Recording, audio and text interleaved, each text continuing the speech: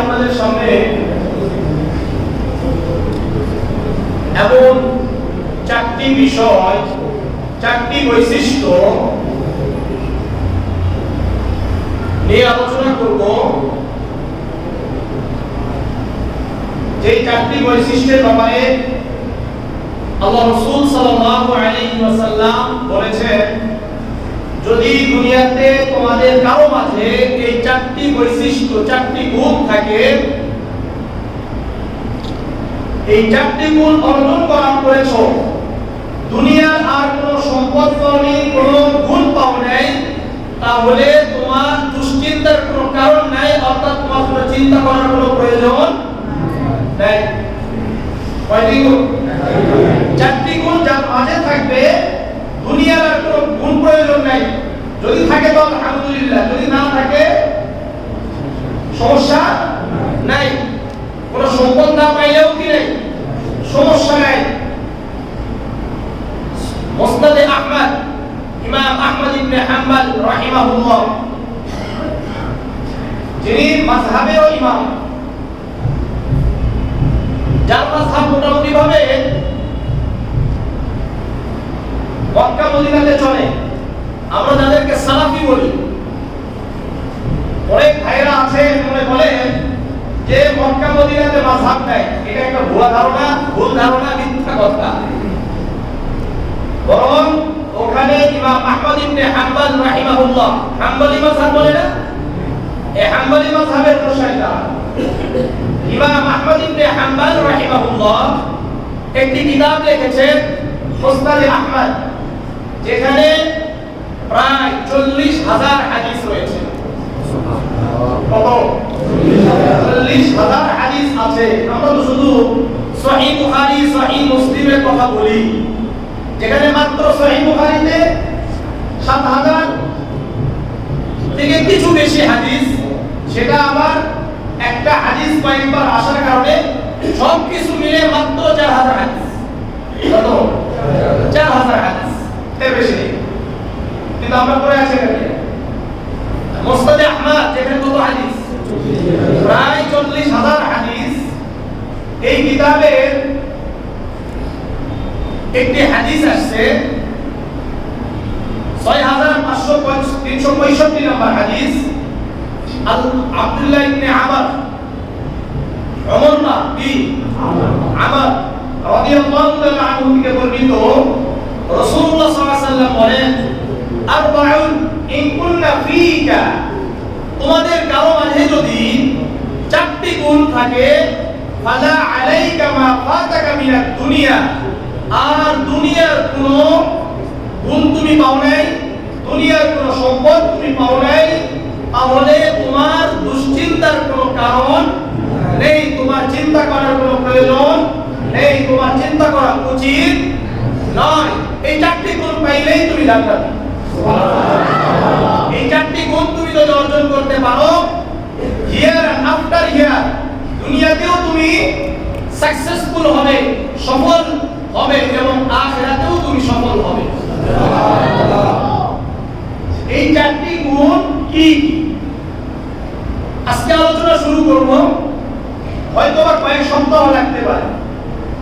আগে আমরা চারটি গুণের কথা শুনি এবং নিজেরা চিন্তা করবেন এই চারটি গুণ কি আসলে আমাদের মাঝে আছে কিনা। নাম্বার 1, এক নম্বর, অনুবাদগুলো মুখস্থ করবেন। আল্লাহ রাসূল কি বলেছেন? তোমার মধ্যে কয়টি গুণ? তোমার মধ্যে মানে আল্লাহ রাসূলের আবু বকর রাদিয়াল্লাহু তাআলা আনহু থেকে নিয়ে কিয়ামত পর্যন্ত যত মানুষ আসবে, প্রত্যেককে আল্লাহ রাসূল সম্বোধন করছেন তোমার মধ্যে। অর্থাৎ ওয়ালিউল্লাহ তোমার মধ্যে যদি চারটি গুণ থাকে, মুজাহিদ তোমার মধ্যে যদি চারটি গুণ থাকে, তামির তোমার মধ্যে যদি চারটি গুণ থাকে, ইমরান তোমার মধ্যে যদি চারটি গুণ থাকে, এভাবে আল্লাহ রাসূল আবু বকর, ওমর, ওসমান সহ যত সাহাবী সহ দুনিয়ার কিয়ামত পর্যন্ত যত মানুষ আসবে, সবাইকে সম্বোধন করে বলছেন তোমার মধ্যে যদি চারটি গুণ থাকে, তাহলে দুনিয়া যদি আর কিছু তুমি না পাও, কোনো সম্পদ পাওনি, কোনো গুণ পাও নাই, তাহলে তোমার চিন্তার কোনো চিন্তা করা দরকার নাই। সেই চারটি গুণ কি? এক নম্বর হিফজু আমানাতি। এক নম্বর কি? হিফজু আমানাতি, আমানতের খেয়ানত করবে না। এক নম্বর কি? আমানতের খেয়ানত করবে না, আমানতের হেফাজত করবে। দুই নম্বর সিদকু হাদিসি, যা বলবে সত্য বলবে, মিথ্যা বলবে না। যখন কথা বলবো সত্য বলবো, মিথ্যা বলবো না। তিন নম্বর হুসনু খুলিকাতি, উত্তম চরিত্র, উত্তম আখলাক অবলম্বন করো, উত্তম চরিত্র গঠন করো। চার নম্বর ওয়াইফাতুন ফি তু'মাতিন, যা খাবে হালাল খাবে, যা খাবে হালাল খাবে। এই চারটি গুণ যদি তুমি অর্জন করতে পারো, তাহলে তুমি হিয়ার আফটার হিয়ার দুনিয়াতেও তুমি সাকসেসফুল হবে, আখিরাতেও তুমি সাকসেসফুল হবে। তাহলে এক নম্বর আমানতদার হতে হবে, দুই নম্বর সত্য কথা বলতে হবে, তিন নম্বর উত্তম চরিত্র, উত্তম আখলাক, চার নম্বর হালাল খেতে হবে, হারাম খাওয়া যাবে না। এখন আপনি চিন্তা করেন, আমি চিন্তা করি, পৃথিবীতে যত ইমাম আছেন সবাই চিন্তা করেন, যত আলেম আছেন সবাই চিন্তা করেন, যত রাজনীতিবিদ আছেন সবাই চিন্তা করেন, যত ব্যবসায়ী আছেন সবাই চিন্তা করেন, যত মুসল্লি আছি আমরা যারা সালাত আদায় করি, যাদের মাথায় টুপি আছে, মুখে দাড়ি আছে, জুব্বা পরি, পাগড়ি মাথায় দিই, আমরা সবাই চিন্তা করি। আমি উম্মতের কথা বলি না, আমি যা বলি প্রথমে নিজেকে টার্গেট করে বলি, আমাকে বলি। আমি নিজে আমল করার জন্য বলি, কারণ বললে আমল করা সহজ, এই জন্য বলি। আপনাদেরকে বলি না। আপনারা আমার কথা শোনার পরে চিন্তা করবেন যদি আমার মাঝে কি এই আমানতদারি আছে কিনা, আমি কি সত্য বলি কিনা, আমার কি চরিত্র উত্তম কিনা, আমার খাবার কি হালাল কিনা। যদি এই চারটা গুণ আপনার মাঝে না থাকে, আর আপনিও কি করবেন, আমার মতো চেষ্টা করবেন এই চারটি গুণ অর্জন করার জন্য। আপনারা কেউই মনে করবেন না কোনোদিনও যে ইমাম সাহেব মনে হয়, শাহ ওয়ালিউল্লাহ সাহেব মনে হয় আমাদেরকে টার্গেট করে, উমুককে টার্গেট করে, কাউকে টার্গেট করে নয়, বরং আমার নিজের জন্য, আমার আত্মশুদ্ধির জন্য, আমার কথা যেন সত্য হয়, আমার খাবার যেন হালাল হয়, আমি যেন আমানতদার হই, আমি যেন কথা বলবো সত্য বলবো, আমার উত্তম চরিত্র যেন হয়, এটা আমার জন্য বলছি, আপনার জন্য নয়। হ্যাঁ, আপনাদের মধ্যেও যদি দরকার মনে করেন যে না এই চারটি গুণ অর্জন করা দরকার, যেহেতু এই চারটি গুণ অর্জন করলে আল্লাহ রাসূল বলেছেন যে সে দুনিয়াতেও সাকসেসফুল হবে, সফল হবে, আখিরাতেও সফল হবে, তাহলে আপনারাও কি করবেন, এই চারটি গুণ অর্জন করার জন্য চেষ্টা করবেন ইনশাআল্লাহ। ঠিক আছে না? তাহলে চারটি গুণ সবার মুখস্থ হয়েছে, কার মুখস্থ হয়েছে? হ্যাঁ, ফিডব্যাক সর্বশেষ আবার আপনাদেরকে বলবো যে চারটি গুণ কি কি, চারটি গুণ কি কি। এক নম্বর কি গেছে? হিফজু আমানাতি, আল্লাহ রাসূল বললেন আমানতদার হও, আমানতের হেফাজত করো। আল্লাহ রাসূল সাল্লাল্লাহু আলাইহি ওয়াসাল্লাম সহিহ বুখারীতে আসছে, সহিহ মুসলিমে আসছে, সহিহ বুখারীর 33 নম্বর হাদিস এবং সহিহ মুসলিমের 88 নম্বর হাদিস আবু হুরায়রা রাদিয়াল্লাহু তাআলা আনহু থেকে বর্ণিত, সালাসুন মান কুল্লা ফীহি কানা মুনাফিকান খালিসান, যে ব্যক্তির মাঝে তিনটি গুণ থাকবে, কয়টি গুণ? তিনটি গুণ থাকবে, এটা ভালো না খারাপ? খারাপ। তিনটি খারাপ গুণ থাকবে, ব্যাড হ্যাবিট থাকবে, তাহলে ওই ব্যক্তি আল্লাহ রাসূলের ভাষায় ওই ব্যক্তি হলো পাক্কা মুনাফিক। পাক্কা কি? মুনাফিক মানে পিওর মুনাফিক, খাঁটি মুনাফিক।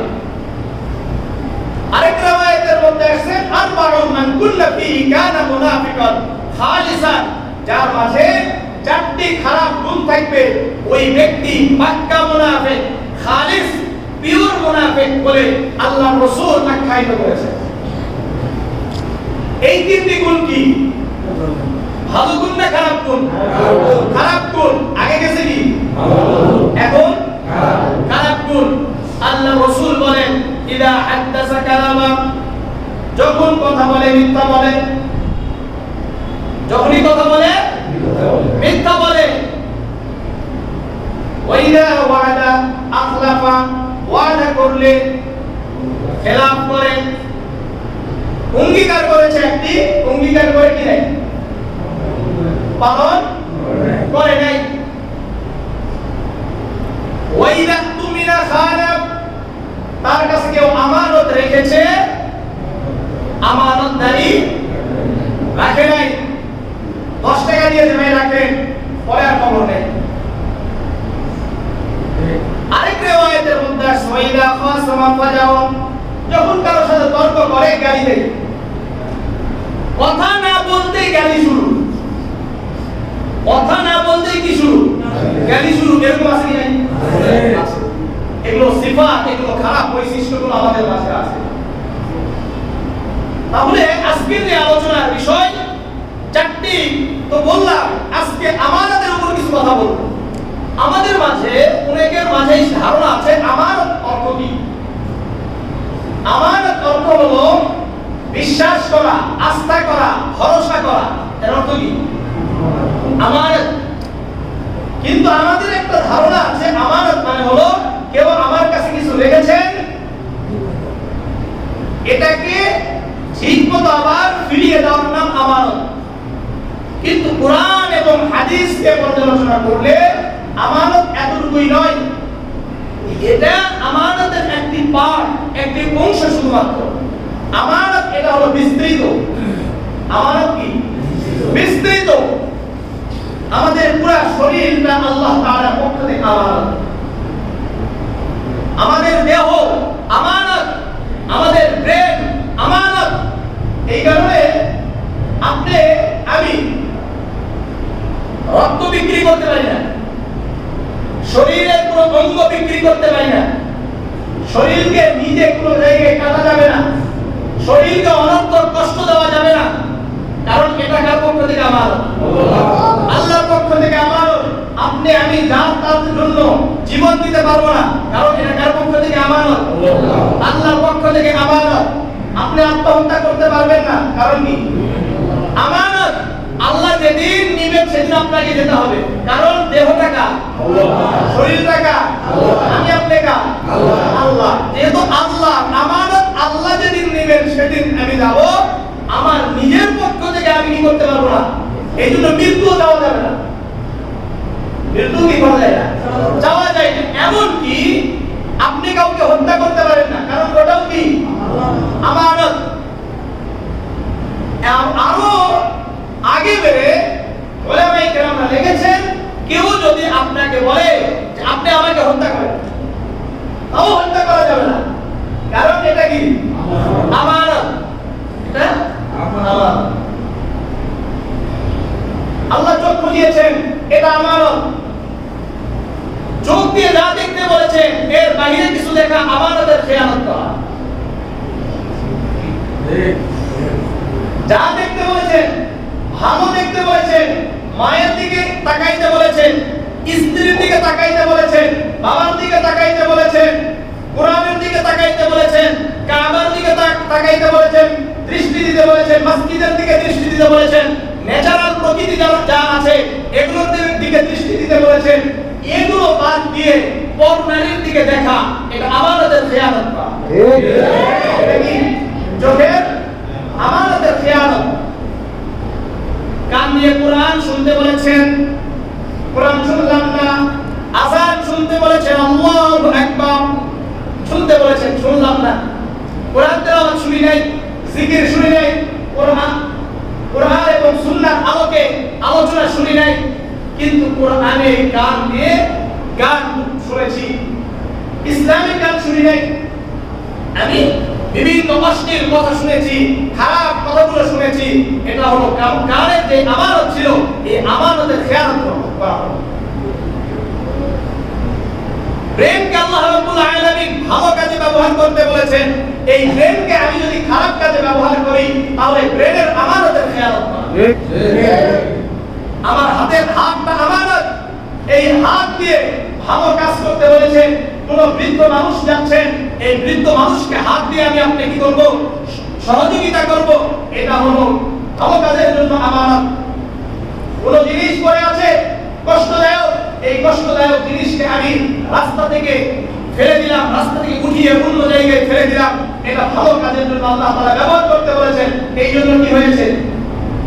ভালো কাজের জন্য যেহেতু ব্যবহার করতে বলেছেন, এটা আমানতদারি হয়েছে হাতের জন্য। কিন্তু এই হাত দিয়ে চুরি করলাম, এই হাত দিয়ে ডাকাতি করলাম, এই হাত দিয়ে অন্যায়ভাবে কাউকে থাপ্পড় দিলাম, এই হাত দিয়ে কাউকে খুশি করেছি, এই হাত দিয়ে কাউকে হত্যা করেছি, এটা হাতের যে আমানত ছিল, এই আমানতের খেয়ানত করা হলো। আল্লাহ রাব্বুল আলামিন পা দিয়েছেন, এই পা দিয়ে ভালো দিকে যেতে বলেছেন, মসজিদের দিকে যেতে বলেছেন, মানুষের সহযোগিতার জন্য যেতে বলেছেন, অসহায় মানুষকে সহযোগিতার জন্য হাঁটতে বলেছেন, মায়ের দিকে যেতে বলেছেন, বাবার দিকে যেতে বলেছেন, স্ত্রীর দিকে যেতে বলেছেন, আত্মীয় স্বজনের সাথে দেখা করতে যেতে বলেছেন। এভাবে যত ভালো কাজ আছে সকল কাউকে রক্ত দেওয়ার জন্য আপনি হাঁটছেন, এটা হলো পায়ের আমানতদারি। কিন্তু আপনি কি করলেন? গান শোনার জন্য যাচ্ছেন, মারামারি করার জন্য যাচ্ছেন, ইসলামের বিরুদ্ধে কাজ করার জন্য যাচ্ছেন, হেঁটে হেঁটে কোন নারীকে দেখার জন্য হেঁটে হেঁটে যাচ্ছেন। আমি যাচ্ছি মদ খাওয়ার জন্য যাচ্ছি, গুনাহের কাজের জন্য হেঁটে হেঁটে যাচ্ছি, তাহলে এই হাত, এই পায়ের যে আমানতদারি ছিল, এই আমানতের খেয়াল করা। আরো সামনে আসি আমরা, সূরাতুন নিসা 58 নম্বর আয়াত। আল্লাহ রাব্বুল আলামিন বলেন, ইন্নাল্লাহা ইয়া'মুরুকুম আন তু'আদ্দুল আমানাতি ইলা আহলিহা। আল্লাহ রাব্বুল আলামিন তোমাদেরকে আদেশ করছেন, নির্দেশ দিচ্ছেন, তোমরা এই আমানতগুলোকে এদের প্রাপকদের কাছে পৌঁছে দাও, হকদারদের কাছে পৌঁছে দাও। এই অর্থ এই কোরআনের আয়াতের ব্যাখ্যা কি? তাফসীরকাররা লিখেছেন যে দায়িত্বটা আছে, এই দায়িত্ব আসলেই হকদার যিনি, প্রাপক যিনি, যোগ্য যিনি, তার কাছে পৌঁছে দিতে হবে। যেমন ধরেন এই মসজিদ, এই মসজিদের একজন ইমাম দরকার, একজন মুয়াজ্জিন দরকার, একজন খাদেম দরকার। এখন আসল প্রকৃত হকদার কে? যিনি আপনারা সবাই মিলে পরীক্ষা করে যোগ্য প্রার্থীদেরকে নিয়ে এসে পরীক্ষা নেওয়ার পরে যিনি সবচেয়ে বেশি যোগ্য হবেন তাকে ইমামতিতে দাঁড়িয়ে দেওয়া। এটা হলো এই ব্যক্তিকে এদের দায়িত্ব ছিল, এদের প্রাপ্য ছিল, এই প্রাপ্য আপনি আমি পৌঁছে দিলাম। কিন্তু করলাম কি?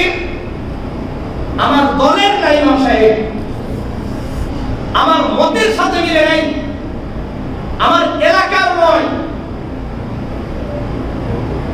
এরপরেও দেখা যায় কোরআন হাদিস ভালো জানে না, পড়াশোনাও ভালো করে নাই, ভালো কথাও জানে না, কোরআন হাদিস সম্পর্কে জ্ঞান অল্প, কিন্তু নিজের আত্মীয়, এলাকা, কোটা। একটা কথা মনে রাখবেন, এই যে কোটা ভিত্তিক বাংলাদেশে যে কি চলে, চাকরি দেওয়া হয়, এটা ইসলাম সাপোর্ট করে না। এর কারণটা কি? এটা কাউকে উদ্দেশ্য করে নয়, ইসলাম যা বলছেন। কারণ যখনই কোটা ভিত্তিক চাকরি দেওয়া হচ্ছে, তখনই অযোগ্য ব্যক্তিদেরকে ওই দায়িত্বটা দেওয়া হচ্ছে। আপনি কোটায় আছে, কিন্তু ওই যেখানে পরীক্ষা হলো, পরীক্ষায় সবচাইতে ভালো করেছেন, তাহলে আপনাদের কোনো সমস্যা নেই। আমার বাবা দেশের জন্য অনেক দায়িত্ব পালন করেছেন, এই জন্য আমাকে অন্যভাবেই সহযোগিতা করা যায়। কিন্তু একজনের হক আমাকে, অর্থাৎ ধরেন এই এলাকার কয়েকজন একটা চাকরিতে অ্যাপ্লাই করেছে। এখন আমি ওয়ালিউল্লাহ হলো, আমার বাবা কিছু একটা কোন একটা কিসে আমি কি হয়ে গেলাম, কোটায় পড়ে গেলাম। এখন পরীক্ষা দেওয়ার পরে আমি পেয়েছি 60 মার্ক পেয়েছি, আরেকজন আরো 5 জন পেয়েছে, ধরে নেন কেউ পাইছে 70, কেউ পাইছে 80, এইভাবে উপরে গেছে, অর্থাৎ ভালো নাম্বার পেয়েছে। কিন্তু যেহেতু আমি কি আছি, কোটায় আছি, এই জন্য আমাকে চাকরিতে দেওয়া হলো আর অন্যদেরকে বাদ দেওয়া হলো। এটাই হলো আমানতের খেয়ানত। এটা কি আমানতের খেয়ানত? যেটা আল্লাহ তাআলা বলেছেন, আপনারা দেখবেন সবাই, ইন্নাল্লাহা ইয়া'মুরুকুম আন তু'আদ্দুল আমানাতি ইলা আহলিহা। তার হকদারকে, তার অধিকারীকে, তার প্রাপককে তার হক বুঝিয়ে দাও, তার দায়িত্ব বুঝিয়ে দাও। এবং আরো সুন্দর কথা, এই আয়াতটা পড়বেন ভালো করে আপনারা সবাই। সূরা নিসার কত নম্বর পড়া? 58 নম্বর আয়াত। এরপর বলছেন, ওয়াইদা হাকামতুম বাইনান নাসি আন তাহকুমু বিল আদলি। আর যখন মানুষের মাঝে তোমরা বিচার করবে, ন্যায় বিচার করবে, ইনসাফের বিচার করবে। দেখেন প্রথম কি বলেছে? আমানত। দ্বিতীয় কি বলেছেন? ন্যায় বিচার। কারণ কি? তাফসীর কারণরা লিখেছেন, কারণ যদি আমানতদারি ঠিক থাকে, যোগ্য ব্যক্তিদেরকে তাদের দায়িত্ব বুঝিয়ে দেওয়া যায়, তাহলেই ন্যায় বিচার প্রতিষ্ঠা করা সম্ভব। যদি যোগ্য ব্যক্তিদেরকে যোগ্য জায়গায় না রাখা হয়, তাহলে কি করা যাবে না? ন্যায় বিচার করা যাবে না। কারণ যিনি বিচার করবেন উনি ধরা খাবেন। কথা বুঝেন নাই? ধরে নেন আমার মাঝে সমস্যা আছে, ইমাম সাহেবের মাঝে। এখন আমি যদি এলাকায় ভালো কথা বেশি বলতে যাই, তার ধরা আছে না? কারণ আমি তো বলতে যাবো না, কারণ আমি এলাকার লোকের কাছ থেকে টাকা রাখছি, টাকা নেওয়ার পরে টাকা দিই না। কথা বুঝেন নাই? তাই আমি আমার তার কথা বলতে পারবো? আমি জানতার সাথে মিথ্যা বলি? আমি কি আপনাদেরকে আর সত্য কথা বলার জন্য উদ্বুদ্ধ করতে পারি? তাহলে আপনাদের কি মনে হয়? সম্ভব নয়। কারণ এখান থেকে পিছিয়ে আসা, কারণ আমার মাঝেই রয়েছে। যদি বলে তার ধরা, যদি বলি ধরা খাবো। আমি বলছি যে ছোট হন, মানুষের সামনে ছোট হন, সবার সাথে মিশে যেতে হবে, কিন্তু আমি কারোর সাথে মিশি না, আমি কারোর কাছে ছোট হই না, আমি আগে সালাম দিই না, তাহলে এই সালামের মাঝে লাভ আছে? ঠিক তেমনি ভাবে আল্লাহ রাব্বুল আলামিন আগে আমানতের কথা বলেছেন। যোগ্য জায়গায় যোগ্য ব্যক্তিদেরকে কি করতে হবে? বসাতে হবে। তারপরে আপনি যদি ন্যায় বিচারের কথা বলেন, তাহলে ন্যায় বিচার পাওয়া যাবে। এটা আমানত। এটা কি আমানত? এই জন্য যোগ্য ব্যক্তিদেরকে যোগ্য জায়গায় বসাতে হবে। এবং এই দায়িত্ব সম্পর্কে আল্লাহ রাব্বুল আলামিন আমাদেরকে জিজ্ঞাসা করবেন। আমানত এমন একটি বিষয়, আল্লাহ রাসূল বলেছেন, কুল্লুকুম রাঈন ওয়া কুল্লুকুম মাসউলুন আন রাইয়াতিহি। তোমরা প্রত্যেকেই দায়িত্বশীল, তোমাদের দায়িত্ব সম্পর্কে হাসরের ময়দানে আল্লাহ রাব্বুল আলামিন জিজ্ঞাসা করবেন, তোমরা কতটুকু দায়িত্ব পালন করেছো। মাননীয় প্রধানমন্ত্রীকে জিজ্ঞাসা করা হবে বাংলাদেশে, আপনার দায়িত্ব ছিল, আপনি কতটুকু পালন করেছেন। এমপি মন্ত্রীদেরকে জিজ্ঞাসা করা হবে, চেয়ারম্যানদেরকে জিজ্ঞাসা করা হবে, মেয়রদেরকে জিজ্ঞাসা করা হবে, মেম্বারদেরকে জিজ্ঞাসা করা হবে, মসজিদের ইমামকে জিজ্ঞাসা করা হবে, তোমাকে যে দায়িত্ব দেওয়া ছিল এই দায়িত্ব কতটুকু পালন করেছো। মুয়াজ্জিনকে জিজ্ঞাসা করা হবে, তোমার যে দায়িত্ব ছিল তুমি কতটুকু পালন করেছো। খাদেমকে জিজ্ঞাসা করা হবে, তোমার দায়িত্ব তুমি কতটুকু পালন করেছো। মসজিদ কমিটিকে জিজ্ঞাসা করা হবে, তোমাকে মসজিদের দায়িত্ব দেওয়া হয়েছিল, তুমি কতটুকু পালন করেছো। এইভাবে প্রত্যেককে জিজ্ঞাসা করা হবে। এমনকি প্রত্যেকটা ঘরের যারা অভিভাবক থাকবে তাদেরকে জিজ্ঞাসা করা হবে, তোমার দায়িত্ব তোমার স্ত্রী ছিল, তোমার মেয়ে ছিল, তোমার সন্তানরা ছিল, তাদেরকে তুমি কতটুকু তাদের দায়িত্ব পালন করেছো। তোমার স্ত্রী তো বেহায়া হয়ে চলাফেরা করতো, তোমার স্ত্রী তো বেপরদা হয়ে চলাফেরা করতো, তোমার স্ত্রীর কারণে কত মানুষের চোখের জিনা হয়েছে, কত মানুষের ব্রেনের জিনা হয়েছে, চিন্তার জিনা হয়েছে।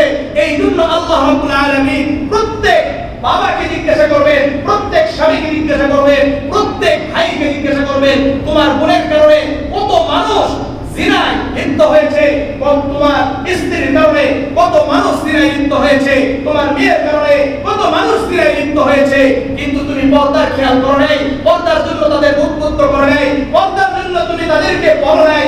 আল্লাহ রাব্বুল আলামিন বলবেন এই কারণে তুমি তো যেহেতু আমানতের খেয়ানত করেছো, তোমার দায়িত্বের খেয়ানত করেছো, তুমি সোজা জাহান্নামে চলে যাও। ঠিক প্রত্যেককে জিজ্ঞাসা করো। আমার আনাস ইবনে মালিক রাদিয়াল্লাহু আনহু, যিনি আল্লাহ রাসূল সাল্লাল্লাহু আলাইহি ওয়াসাল্লামের 10 বছর খাদেম ছিলেন, খেদমত করতেন। আপনারা জানেন সন্তান যতটুকু একজন ব্যক্তি সম্পর্কে জানবে না, তার থেকে বেশি জানবে তার খাদেম। তাকে খাদেম আনাস ইবনে মালিক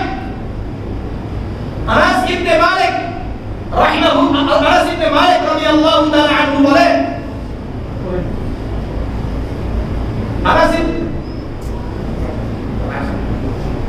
আনাস ইবনে মালিক রাদিয়াল্লাহু তাআলা আনহু বলেন, আল্লাহ রাসূল সাল্লাল্লাহু আলাইহি ওয়াসাল্লাম যত ভাষণ দিয়েছেন, যত বক্তৃতা করেছেন, যত কথা বলেছেন, যত সময় আলোচনা করেছেন, ওয়াজ করেছেন, প্রত্যেকটা আলোচনায় একটি কথা আল্লাহ রাসূলের ছিল, লা ঈমান লিমান লা আমানাতা লাহু ওয়া লা দীন লিমান লা আহদা লাহু।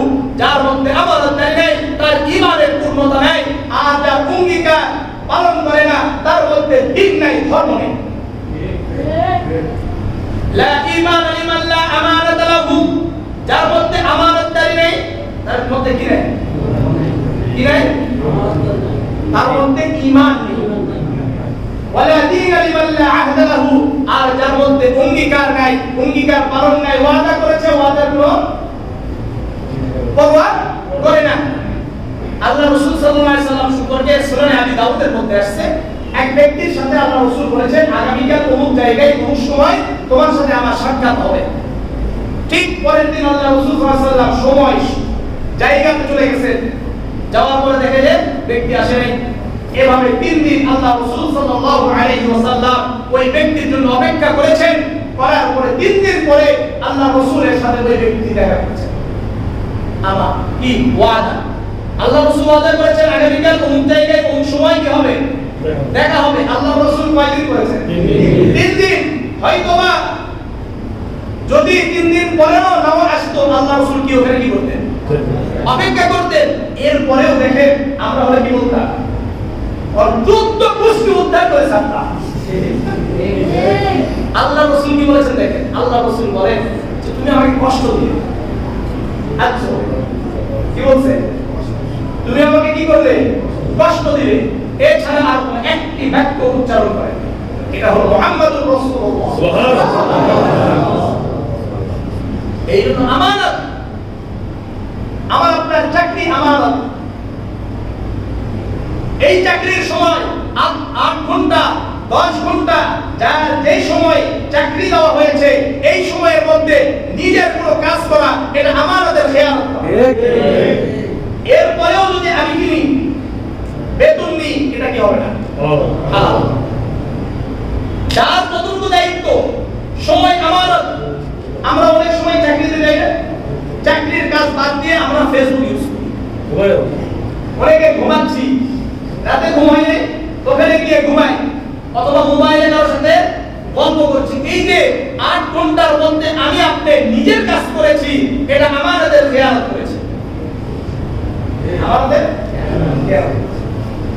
প্রয়োজন হয়েছে, হ্যাঁ আপনার প্রয়োজন আছে, ওই কর্তৃপক্ষের সাথে আপনাকে কথা বলতে হবে, কর্তৃপক্ষের কাছ থেকে আপনাকে ছুটি নিতে হবে, তাহলে আপনার আমানতের খেয়াল হবে না। কিন্তু যদি আপনি একটা দায়িত্ব আছে, এই দায়িত্ব পালন না করে আপনি নিজের কাজ করছেন, তাহলে আপনার এটা আমানতের খেয়াল। আর সামনের কথা বলছি, একজন ব্যক্তি মনে করলেন সরকারি থেকে অথবা অফিস থেকে সুযোগ সুবিধা পেয়েছে, ফ্যাসিলিটি পেয়েছে, কি গাড়ি পেয়েছে, কিসের জন্য? আসা যাওয়ার জন্য। এটাও যদি ব্যক্তিগত কোনো কাজে ব্যবহার করা হয়, তাহলে আমানতের খেয়াল। আরো আসেন সামনে। মনে করলেন অসুস্থ হলে, অথবা পরিবারের কেউ, ফ্যামিলির কেউ অসুস্থ হলে, অফিস করে দিয়েছে, সরকার বলেছে যে এটা চিকিৎসার ভবন অথবা যে ঔষধ লাগবে এটাকে দিবে, অফিস দিবে। এখন কোন ব্যক্তি মনে করলো আমাকে যেহেতু ফ্যাসিলিটি দিয়েছে, আমাকে যেহেতু সুযোগ সুবিধা দিয়েছে, আমার বন্ধু আছে, এখন আমার বন্ধু অসুস্থ, এখন ফ্যামিলির কথা করে বলে কি করছি, বন্ধুকে আমি ঔষধ সাপ্লাই করছি, এটা আমার হাতের খেয়াল। এরকম আছে কি? এই যে আমানত, এগুলো সব আমানত, সময় আমানত। এমনকি অফিসে কেউ যাওয়ার পরে মসজিদ মনে করবেন আমি ইমাম সাহেব, তৃতীয় তলায় যারা আছেন কালেকশন শুরু। এখন তো আমি ইমাম সাহেব, এখন আমার জন্য মনে করবেন বিভিন্ন জিনিস আছে মসজিদ থেকে দেওয়া, এখন এটা আমি বাড়িতে দিচ্ছি, এটা বাসায় গিয়ে দিয়ে ব্যবহার করি। অনেক মসজিদের সভাপতি আছে, কমিটি আছে, মসজিদের জিনিস নিয়ে গিয়ে ব্যবহার করে। এরকম নাই? কি বলেন আপনারা? ইটা ব্যবহার করে, সিমেন্ট ব্যবহার করছে, বালি ব্যবহার করছে, এগুলো সব আমানতের খেয়ানত। সব কি আমানতের খেয়ানত। ইমাম সাহেবের জন্য, আমার জন্য, ধরেন আমার কথা বলছি, আপনাদের কথা বলি না, আমার কথা বলছি, আমাকে ফোন দিয়েছে মসজিদ থেকে। এখন মসজিদ থেকে রাতে বললাম যে কাউকে বললাম কাউকে এই নিয়ে আসো তোর বাসায়, কারণ ওটা তো আমাকেই দিয়েছে। আমাকে দিয়েছে ওটা কোথায় ব্যবহার করার জন্য? মসজিদে ব্যবহার করার জন্য, এটা বাসায় ব্যবহার করার জন্য নয়। এখন আমি যদি এটা বাসায় নিয়ে যাই তাহলে কি আমাদের খেয়ালত না? এটাও আমাদের খেয়ালত। মনে রাখবেন, সামনে মসজিদের সামনে জুতা রাখা হয়েছে, কিসের জন্য? কথা বলেন, ব্যবহার কার জন্য? এটা নিজের আমার, কিন্তু আরেকজন নিচ্ছেন, খেয়ালত করবেন। পানি আমারও, কিন্তু অধিক আপনার যতটুকু প্রয়োজন এর থেকে বেশি কি করছেন? পানি ইউজ করছেন, আমাদের খেয়ালত। আর টয়লেটের কথা বলি, টয়লেটে টিস্যু দেয় না মসজিদ থেকে, এটা মনে করবেন এই পকেটে ভরে দিয়েছে আছে কি? আপনাকে ব্যবহার করতে দেওয়া হয়েছে এই মসজিদে। যখন আপনি ইস্তেঞ্জা করবেন, আপনার ইস্তেঞ্জা দরকার হবে, আপনি পেশাব করেছেন, পেশাবের জন্য আপনি ব্যবহার করবেন। আপনি পায়খানা করেছেন, টয়লেটে গিয়েছিলেন, যতটুকু ব্যবহার করার দরকার ততটুকু ব্যবহার করা আমানতদারি। এর থেকে বেশি ব্যবহার করা অথবা পকেট ভরানো, এটা আমানতের খেয়ালত। আরো আসেন সামনে। আমাদের কাছে অনেক সময় এটা আমার মধ্যে আছে, আপনাদের মধ্যে কোনো থাকতে পারে। সেটা হলো কেউ যদি কোনো খাবার আমার বাসায় পাঠায়, বুঝেন নাই? খাবার দেওয়ার পরে এই কি দিয়েছে? বাটি দিয়েছে। এই বাটি আমি উদাসীনতায় কি করছি? রেখে দিয়েছি, বাসায় আছে, ব্যবহার দরকার নাই, ব্যবহার তো আছে অনেক, আমরা করি, এমনি রেখে দিয়েছি। এটাও কি আমানতের খেয়ানত? কারণ আপনাকে এটা দিয়েছে, একদিন দুই দিনের জন্য আপনি খাবেন, খাওয়ার পরে কি করে দিবেন? ফিরিয়ে দিবেন, কিন্তু আপনি কি রাখছেন? রেখে দিয়েছেন। এরকম হয় কি হয় না? আপনাদের হয় কি জানি না, আমার হয়। আমি তো ভুলেই যাই। এরপরে যদি কেউ কোনোদিন মনে করে দেয়, মনে করার পর হাই হাই হাই তাই তো, এরপর আবার ভুলে যায়। এরকম হয়েছে এলাকাতে এসে, ভাবো এসে তো হুজুরকে কি করছে? খাবার পাঠায় দিচ্ছে। এখন মনে করলেন 6 মাস পরে কি হচ্ছে? বাড়ি যাচ্ছে। এই যে আমি আমার উপর খেয়াল করেছি, আল্লাহর কাছে জবাবদিহিতা আছে। তবে তাদের কাছ থেকে মাপ চাইতে হবে। তারা যদি মাফ করে দেয়, আল্লাহ মাফ করে দেবে।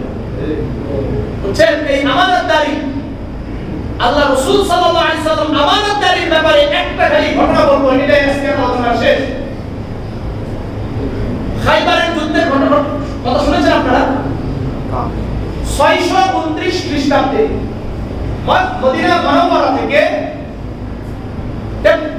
93 মাইল দূরে, অর্থাৎ 150 কিলোমিটার দূরে অবস্থিত এই খাইবার এলাকাতে কয়েকটা দুর্গ ছিল। এটা ইহুদিদের দুর্গ। আর ইহুদিদের আপনারা যদি ইতিহাস পড়েন, দেখবেন যে এরা এমন একটা জাতি, এরা সর্বদা অন্যদের জন্য ষড়যন্ত্রপূর্ণ, মানে ষড়যন্ত্রে লিপ্ত থাকে। এরা আজীবন তাদের অভ্যাস, এখনো এটাই। এরা কখনোই বসে থাকবে না, সর্বদা পৃথিবীতে যত জাতি আছে সকল জাতিকে এরা দুনিয়া থেকে উৎখাত করার জন্য তারা কি করবে? ষড়যন্ত্র করবে। এটা বর্তমানে করছে ইসরায়েল। এটা এই ইসরায়েলের একটাই কাজ, সেটা হলো পুরো দুনিয়াকে নিজেদের কি পায়ের তলে নিয়ে আসা। এটা তাদের মূল কাজ, আর কোনো কাজ নেই। তো তখনও এই মুসলমানদের বিরুদ্ধে সারাদিন এরা কি করে এখানে দুর্গের মধ্যে ষড়যন্ত্র করে যে কিভাবে মুসলমানদের ভিতরে আপোষের মাঝে অথবা অন্যান্য গোষ্ঠীকে মুসলমানদের বিরুদ্ধে খেপিয়ে তোলা যায়, একে অপরের সাথে মারামারি তর্ক বিতর্ক, একে অপরের সাথে ঝগড়া বিবাদের মধ্যে লিপ্ত করা যায়। এটা একটা ষড়যন্ত্র। আল্লাহ রাসূল সাল্লাল্লাহু আলাইহি ওয়াসাল্লাম দেখলেন যে এদেরকে যদি এখানে রাখা হয় তাহলে আমাদের টিকে থাকাই কি কষ্টসাধ্য হয়ে যাবে। আল্লাহ রাসূল সাল্লাল্লাহু আলাইহি ওয়াসাল্লাম সাহাবাদেরকে নিয়ে এই পুরো শহর খাইবারের পুরো শহরকে অবরোধ করলেন। অবরোধের কয়েকদিন পর একজন রাখাল, হাদিসের কিতাবের মধ্যে, ইতিহাসের কিতাবের মধ্যে তার নাম আসওয়াদ এসেছে। নাম আসওয়াদ। সে বকরি চড়াতো, রাখাল মানে অন্যের বকরি চড়াতো। সে 5 দিন পর বা 6 দিন পর সে এই বকরিগুলো নিয়ে বের হয়েছে। বের হওয়ার পরে দেখলো নবী মুহাম্মদুর রাসূলুল্লাহ সাল্লাল্লাহু আলাইহি ওয়াসাল্লামের সাহাবীরা বাহিনী আমাদের পুরো এলাকাকে কি করে রাখছে, অর্থাৎ খাইবার এলাকাকে অবরোধ করে রাখছে। এখন সে চিন্তা করলো, সাধারণ মানুষ তো, রাখাল মানুষ, বুদ্ধি শুদ্ধি খুব কম, সাধারণ ব্যক্তি। সে চিন্তা করলো যে এরা কি বলে, এরা কেন আসছে, একটু তো দেখি আমরা। তো তাদেরকে গিয়ে বললো যে তোমরা কেন আসছো, তোমরা কি চাও, তোমাদের বাদশা কোথায়? তখন সাহাবায়ে কেরাম রাদিয়াল্লাহু তাআলা আনহুম আজমাইন বললেন, আমাদের বাদশা নেই, আমাদের নবী আছে, উনি আমাদের নেতা। সুবহানাল্লাহ। আমাদের কি নেই? বাদশা নেই, আমাদের নবী রয়েছে, উনি আমাদের নেতা। উনি কোথায়, ওনার মহল কোথায়, রাজপ্রাসাদ কোথায়, উনি কোথায় বসে আছেন? আল্লাহ রাসূলের সাহাবীরা সুন্দর করে উত্তর দিলেন, আমাদের বাদশা, আমাদের নবী আমাদের নেতা, কোনো কি নেই, মহল নেই, কোনো রাজপ্রাসাদ নেই। আমাদের নবী ওই যে সামনে দেখছো খেজুরের পাতার ঝুপড়ি, ওখানে আমাদের নবী বসে আছেন, তুমি দেখা করতে পারো। রাখাল এই আসওয়াদ খুব আশ্চর্যান্বিত হয়ে বলছে, আমিও দেখা করতে পারবো? হ্যাঁ হ্যাঁ, তুমিও দেখা করতে পারবে। রাখাল বলে, আমি তো কৃষ্ণাঙ্গ, আমি তো কালো, আমার শরীর থেকে গন্ধ ছড়াচ্ছে, দুর্গন্ধ বের হচ্ছে, আমার সাথেও কি আপনাদের নবী দেখা করবে, কথা বলবে? সাহাবায়ে কেরাম রাদিয়াল্লাহু তাআলা আনহুম আজমাইন বললেন, আমাদের নবী কারোর সাথে কথা বলতে লজ্জা করেন না, কাউকে বুকে জড়িয়ে নিতে লজ্জা বোধ করেন না। বলেন সুবহানাল্লাহ। উনি আশ্চর্যান্বিত হয়ে ওই ঝুপড়ির মধ্যে গেলেন, গিয়ে আল্লাহ রাসূল সাল্লাল্লাহু আলাইহি ওয়াসাল্লামের চেহারা মুবারক দেখে উনি সৌভাগ্যবান হয়ে গেলেন। সুবহানাল্লাহ। এখন রাসূলের সাথে কথা, আপনি কেন আসছেন, কেনই বা অবরোধ করেছেন, আপনি কি চান? আল্লাহ রাসূল সাল্লাল্লাহু আলাইহি ওয়াসাল্লাম সুন্দর করে বললেন, আমি আল্লাহর পক্ষ থেকে বার্তাবাহক নবী, আমার একটি দায়িত্ব আছে। দায়িত্ব হলো লা ইলাহা ইল্লাল্লাহ, আল্লাহ তাআলা ছাড়া কোনো মাবুদ নেই, আল্লাহ তাআলা ছাড়া কোনো ইলাহ নেই, আল্লাহ তাআলা ছাড়া কোনো খালিক নেই, কোনো রাজ্জাক নেই, আল্লাহ তাআলা ছাড়া কোনো হুকুমদাতা নেই, আল্লাহ তাআলা ছাড়া কাউকে সস্তা করা যাবে না। এটা আমার দায়িত্ব, পুরো দুনিয়াতে আমি এই দায়িত্ব নিয়ে আসছি। সুবহানাল্লাহ। এটা আমার দায়িত্ব। তখন উনি বললেন, আমিও যদি আপনি যেটা বললেন এটাকে যদি আমি গ্রহণ করি তাহলে আমার পরিণাম কি হবে? আল্লাহ রাসূল সাল্লাল্লাহু আলাইহি ওয়াসাল্লাম বললেন, আল্লাহ তাআলা তোমাকে, তোমার যে কৃষ্ণাঙ্গতা, তোমার যে ব্ল্যাক কালার আছে, অর্থাৎ তুমি যে কালো আছো, আল্লাহ রাব্বুল আলামিন সম্পূর্ণতা দ্বারা সাদা দ্বারা পরিবর্তন করে দিবেন। সুবহানাল্লাহ। আল্লাহ রাব্বুল আলামিন তোমার দুর্গন্ধ যুক্ত শরীরকে সুগন্ধি দ্বারা পরিবর্তন করে দিবেন। সুবহানাল্লাহ। এরপরে আল্লাহ রাসূলকে ওই রাখাল আবার জিজ্ঞাসা করলেন, হে আল্লাহর রাসূল, আমি যদি মুসলমান হয়ে যাই তাহলে আপনার এই সাথীরা আমার সাথে কেমন আচরণ করবে, আমার সাথে কেমন ব্যবহার করবে? আল্লাহ রাসূল সাল্লাল্লাহু আলাইহি ওয়াসাল্লাম বললেন, এই যতগুলো মানুষ দেখছো প্রত্যেক মানুষ তোমাকে ভাই মনে করবে। সুবহানাল্লাহ। বলছে, আমি একজন রাখাল, আমার শরীর থেকে দুর্গন্ধ ছড়াচ্ছে, তারা আমাকে ভাই মনে করবে, আমাকে তো মানুষ কোনো স্থানই দেয় না, আমার সমাজের মাঝে আমার কোনো স্থান নেই। সাল্লাল্লাহু আলাইহি ওয়াসাল্লাম বললেন এরা প্রত্যেকেই তোমাকে বুকে জড়িয়ে নেবে। সুবহানাল্লাহ। এরপরে আবার এই সাহাবী বললেন ইয়া রাসূলুল্লাহ ইয়া হাবিবাল্লাহ, তাহলে আমি যদি ইসলাম গ্রহণ করেই নি তাহলে আমাকে আল্লাহ তাআলা কি মাকাম দিবেন? আল্লাহ রাব্বুল আলামিন রাসূলুল্লাহ সাল্লাল্লাহু আলাইহি ওয়াসাল্লাম বলেন কুল্লু নাফসিন যায়কাতুল মাউত, এভরিওয়ান শাল টেস্ট ডেথ, প্রতিটি প্রাণী মৃত্যু স্বাদ গ্রহণ করবে, তোমাকেও মৃত্যুবরণ করতে হবে। তুমি যখন মৃত্যুবরণ করবে আল্লাহ রাব্বুল আলামিন হলো ক্ষণস্থায়ী একটা জীবন, কিন্তু আমাদের জন্য একটা স্থায়ী জীবন অপেক্ষা করছে। ওই স্থায়ী জীবনে আল্লাহ তাআলা তোমাকে উচ্চ মাকাম দান করবেন। সুবহানাল্লাহ। উনি এই কথাগুলো শোনার পরে এই রাখালের মধ্যে এমন একটি প্রভাব পড়লো, সঙ্গে সঙ্গে আশহাদু আল্লা ইলাহা ইল্লাল্লাহ ওয়া আশহাদু আন্না মুহাম্মাদার রাসূলুল্লাহ মুসলমান হয়ে গেলেন। সুবহানাল্লাহ। এখন দেখেন এই রাখাল আল্লাহর রাসূলকে কি বলে, হে আল্লাহর রাসূল, আমি তো মুসলমান হয়েছি, এখন আমি আপনার অনুগত অবিনেট পারসন আপনার, এখন আপনি যা বলবেন আমি তাই করব। আল্লাহ রাসূল সাল্লাল্লাহু আলাইহি ওয়াসাল্লাম ওই সময় বলছেন তুমি যে বকরিগুলো চড়ানোর জন্য নিয়ে আসছো এটা একটা চুক্তির ভিত্তিতে নিয়ে আসছো, তোমার মালিকদের কাছ থেকে যে এগুলো চড়িয়ে এগুলোকে খাওয়া দাওয়া করিয়ে তুমি আবার তাদের কাছে ফিরিয়ে দিবে, এই চুক্তির ভিত্তিতে তুমি যেহেতু এই ছাগলগুলো নিয়ে আসছো তুমি এই ছাগলগুলো আগে মালিকদের কাছে পৌঁছে দাও। সুবহানাল্লাহ। আপনি চিন্তা করেন কোন অবস্থা, যুদ্ধ কাদের সাথে, শত্রুদের সাথে, তখন তাদের জীবন নেওয়া তাদের সম্পদ দেওয়া এটা জায়েজ, কিন্তু যেহেতু এই রাখা একটা চুক্তির ভিত্তিতে এখানে আসছে এই জন্য আল্লাহ রাসূল সাল্লাল্লাহু আলাইহি সাল্লাম বলছেন এটা তোমার কাছে আমানত, আমানত হলো এই বকরিগুলো আমানত, এই আমানতগুলো আগে তোমার মালিকের কাছে এই বকরির মালিকদের কাছে পৌঁছে দাও, এরপর তুমি আমার কাছে ব্যাক করো, আমার কাছে আসো। এমন একটি অবস্থা ছিল ওই সময় যে ক্ষুধার তাড়নায় সাহাবারা এই খাইবারের সময় গাধাকে জবাহ করে তারা গোশত পাকাচ্ছিল। ঠিক তেমনি একই সময় আল্লাহ রাসূল জানতে পারলেন, কিন্তু মিনটাই আল্লাহ রাসূল সাল্লাল্লাহু আলাইহি ওয়াসাল্লাম তাদেরকে বললেন গাধার গোশত খাওয়া তোমাদের জন্য জায়েজ নয়, হারাম। সঙ্গে সঙ্গে সাহাবারা গাধার গোশত পাকানোর ডেকটাকে উল্টিয়ে ফেলে দিল। সুবহানাল্লাহ। কোন অবস্থায় ছিল? অভাবী ছিল। এই বকরিগুলো জবাহ করলে তাদের জন্য ভালো হতো না? কি বলেন আপনারা? আমরা বলে কত ব্যাখ্যা করতাম, কত ব্যাখ্যা টাখ্যা করে ওটা কি করতাম, হালাল করতাম। হালাল করতাম না? আপনি কি মনে হয়? আমি আগে করতাম, আপনারা তো ওরে ব্যাপার, আমি আগে হালাল। কত ভাবে কত মিথ্যাকে আমরা হালাল করি, কত গীবতগুলোকে আমরা হালাল করি, গীবত করি যখন তখন আমি বলি যে এইভাবে এইভাবে এইভাবে এটা হালাল। তো ঘুর কাজ দিয়ে কি এটা হালাল হয়ে গেল। এইভাবে আমরা হালাল করার জন্য চেষ্টা করি, আল্লাহ রাসূল সাল্লাল্লাহু আলাইহি ওয়াসাল্লাম বললেন যে এগুলোকে কি করে দাও, ফিরিয়ে দাও। ফিরিয়ে দিয়ে চলে আসছে এই রাখাল আসওয়াদ আল্লাহ রাসূলের কাছে এসে বললেন ইয়া রাসূলুল্লাহ ফিরিয়ে দিয়ে আসছি, এখন কি কাজ?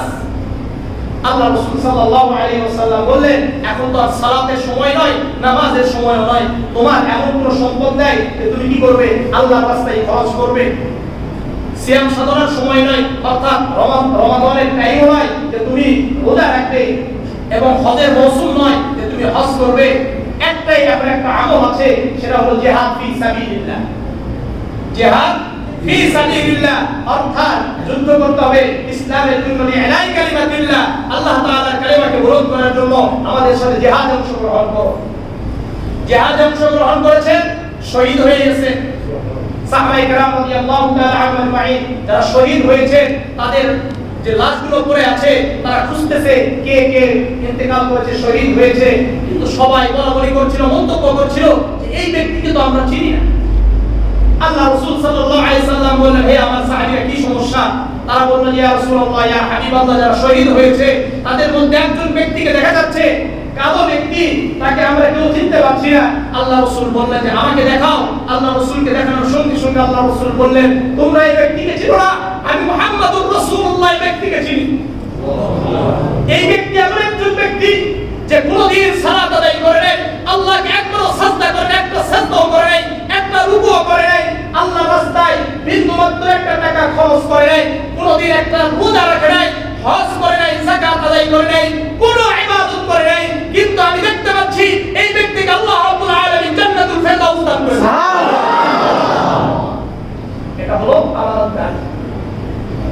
এই একজন ব্যক্তির কথা ইসলামে আসছে যে সালাত আদায় করে নাই, জিহাদ অর্থাৎ এরপরে একটা সাজদাও করে নাই, কোনদিন রোজা রাখে নাই, কোনো হজ করে নাই, একটি মাল, একটি টাকা, একটি বিন্দুমাত্র ভুল উনি আল্লাহর রাস্তায় খরচ করে নাই, কিন্তু আল্লাহ রাসূল সাক্ষ্য দিচ্ছেন, আমি সাক্ষ্য দিচ্ছি, আমি দেখতে পাচ্ছি এই ব্যক্তিকে আল্লাহ রাব্বুল আলামিন জান্নাতুল ফেরদাউস দান করেছেন। সুবহানাল্লাহ। এটা হলো কি? আমানত। এটা কি বলেন? আমানত। এইজন্য আমানতদারি আমাদেরকে পালন করার দরকার আছে কি না? কারা কারা করবে? আজকে থেকে চেষ্টা করবেন। আমানতদারি সময়ের আমানত, হাতের আমানত, চোখের আমানত, মুখের আমানত, কানের আমানত, পায়ের আমানত, আমার স্ত্রীর আমানত, আমার সন্তান আমার আমানত। আপনি সন্তানকে কোন দিকে ব্যবহার করছেন? আপনার দল আপনার আমানত, আপনার ভক্তবৃন্দ আপনার আমানত, আপনার মসজিদ আপনার আমানত, আপনার প্রত্যেকটি দায়িত্ব আমার আপনার আমানত। আল্লাহ রাব্বুল আলামিন আমাদের সবাইকে এই আমানতগুলোকে রক্ষা করার তৌফিক দান করেন, আমানতদার হওয়ার তৌফিক দান করেন। তাহলে আমাকে বলেন যে চারটি গুণের কথা বললাম, যে চারটি গুণ অর্জন হলে আল্লাহ রাব্বুল আলামিন, আল্লাহ রাসূল বলেছেন আর কোনো গুণ না থাকলেও চলবে। কয়টি গুণ? এক নম্বর, দুই নম্বর সত্য কথা বলা, তিন নম্বর উত্তম চরিত্র, চার নম্বর হালাল খাবার না হালাল খাবার, হালাল খাবার খাওয়া, তাই না? আর মুনাফিকের আলামত কয়টা? কথাই কথাই, কথাই কথাই মিথ্যা বলা, ওয়াদা করে ওয়াদা ভঙ্গ করা, তিন নম্বর আমানতের খেয়ানত করা। আরেকটা ওয়াদার মধ্যে আরেকটা আসছে না, কথাই কথাই। আল্লাহ তাআলা আমাদের সবাইকে কবুল করেন, আমিন। ইনশাআল্লাহ এইভাবে আমাদের এই যে চারটি তাই এরকম আগামী সপ্তাহে সিদক ও আমানত, সিদক ও হাদিস, সত্য কথার উপর আলোচনা হবে ইনশাআল্লাহ। আল্লাহ রাব্বুল আলামিন আমাদের সবাইকে কবুল করেন, আমিন। যারা সুন্নাত